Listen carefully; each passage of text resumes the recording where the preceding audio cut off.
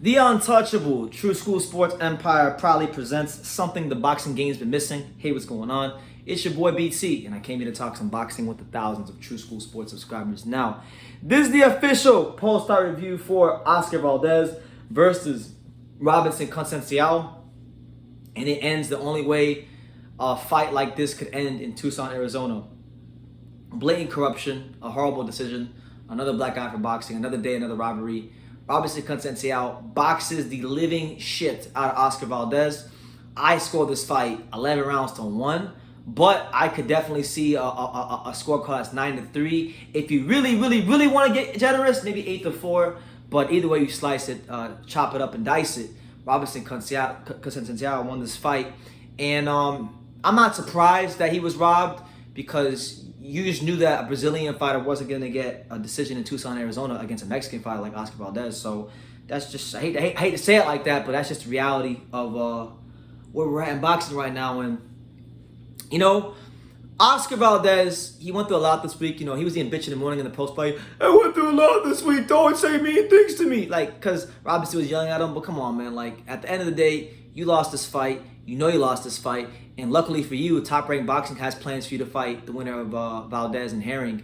And, you know, Robinson Conceicao, they don't care about him because he's just some Brazilian guy who won a gold medal. You know, but he won the fight. I thought Robinson Conceicao boxed very well behind the jab. He controlled the distance. He fought a beautiful fight defensively. And I'll say this much: Robinson Conceicao never fought anybody in his career thus far on the level of Oscar Valdez, and he won this fight easily. And I think tonight, you know, his amateur exploits pointed to him being an A-class fighter. He boxed the performance tonight of an A-class fighter, and I look at him that way until proven otherwise. You know, he's a damn good fighter, damn talented fighter.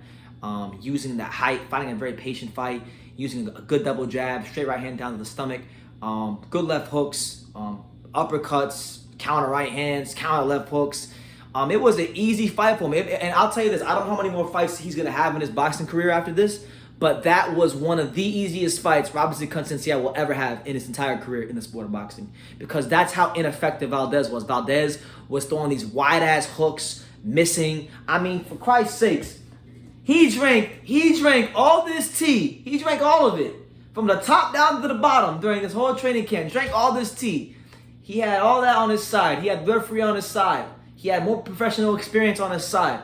And this tea couldn't help him knock out Robinson Conceicao. So, you know, he had to win either by hook or by crook. And they decided by crook because he didn't have the skills good enough to beat him by hook. He didn't have the talent or the ability to beat him by hook. That's why he went and took the flat tummy tea. You know, I've been drinking, by the way, and I'll tell you this, I don't feel strong and I don't got a six-pack, so this shit is a false advertising. So Oscar Valdez over here drinking fake tea, but all jokes aside, Oscar Valdez got exposed brutally in this fight. You know,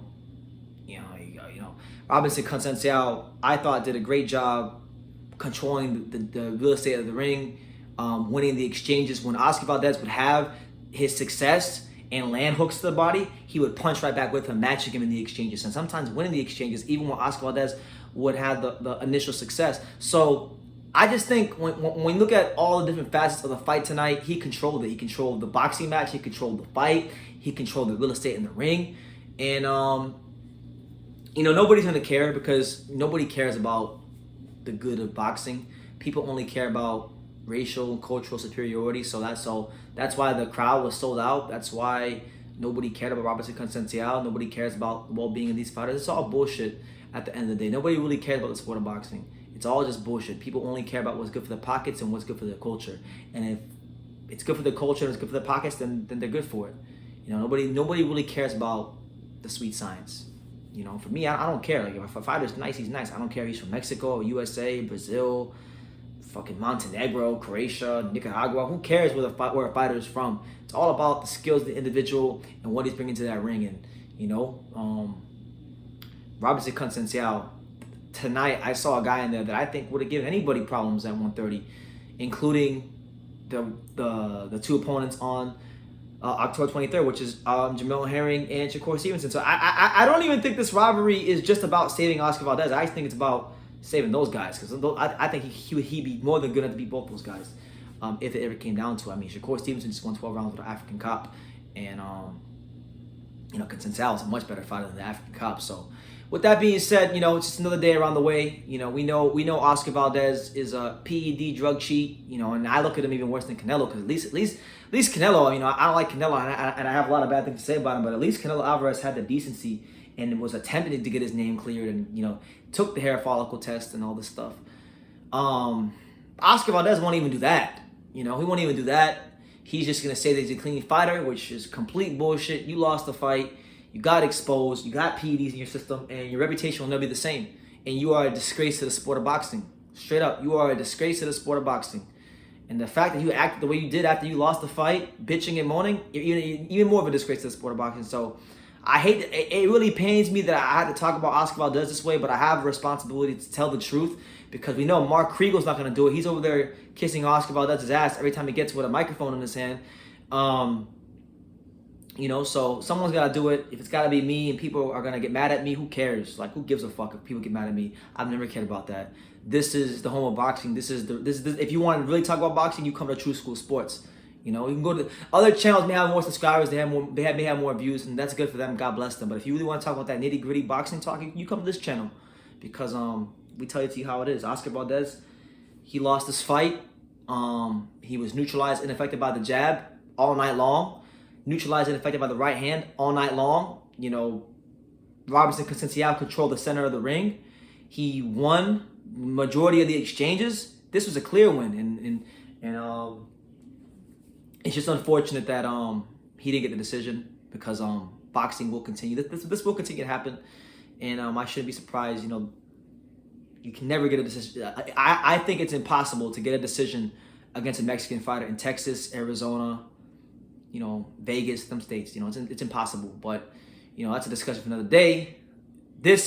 I'm letting you guys know right now. I gotta go back and sit down and think, because I'm a bit emotional right now. But this might just be the 2020-21 robbery of the year, because it was that bad. Oscar Valdez clearly lost this fight, and whether he fights Herring or Shakur, God, please, for the love of God, let him lose to one of them, because it's a disgrace what's happening to boxing right now. He's a disgraceful fraud of a champion, and I don't really. I try my best not to wish bad on people, but if something bad were to ever happen to Oscar Valdez in the ring, I'm not gonna have any ounce of guilt, sorrow, or remorse, because he willingly tried to kill people with putting what he put in the system. So I'm gonna leave it at that. You guys can make up my statements whatever you want. I really don't give a fuck. I don't care. I'm gonna say what I want to say, how I want to say it, and y'all ain't gonna do anything about it. So with that being said, you guys take care. God bless. And like I say in every single one of these videos, you can love me or you can hate me, but I'm just a kid from Daniel. So until next time, take care, guys.